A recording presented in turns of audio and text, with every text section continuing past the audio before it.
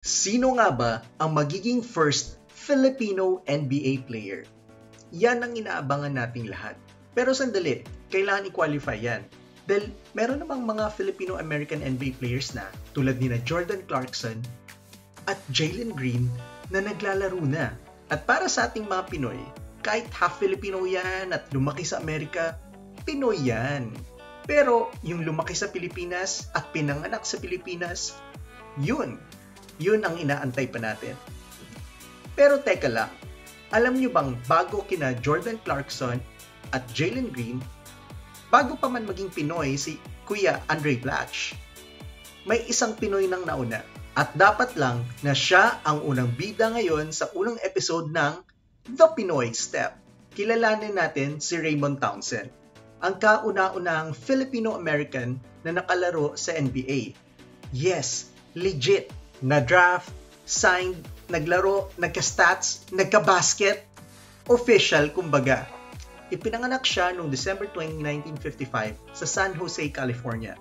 Ang nanay niya ay isang Batangueña, kaya legit Pinoy. Filipinos are family-oriented, and it's all centered around the mother. At hindi basta-basta si Raymond Townsend.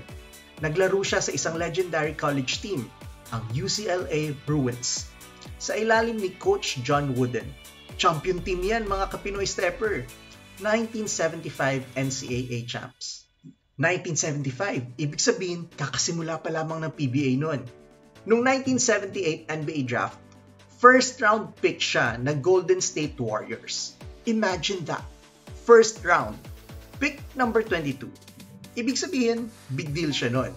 I honestly thought I was going to be with the LA Lakers because Jerry West called me right before the draft and said, Raymond, we're going to keep you in LA. We're taking you. And how do you feel about that? I said, man, I played at UCLA. And all of a sudden, 15 minutes after that phone call, Coach Adles calls me up and says, Raymond, we're bringing you back home. We have the pick before LA. We heard LA is going to take you, but they're not going to get to. We're going to bring you in.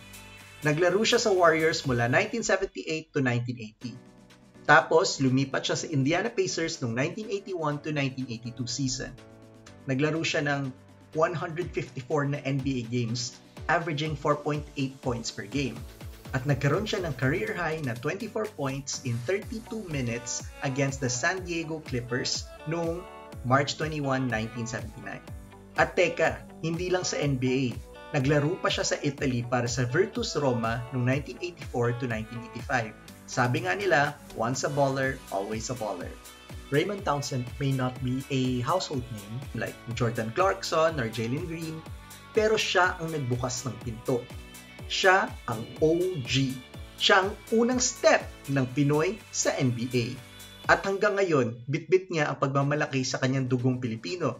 Proud siya sa heritage niya. I don't think people understood the Filipino heart. It's a heart that is never gives up, always perseveres. The Filipino heart is one that believes all things are possible, and we overcome anything we have to do for our family, for the good of our family. At gustong-gusto niyang tumulong sa mga young Pinoy players. Mentor vibes ba?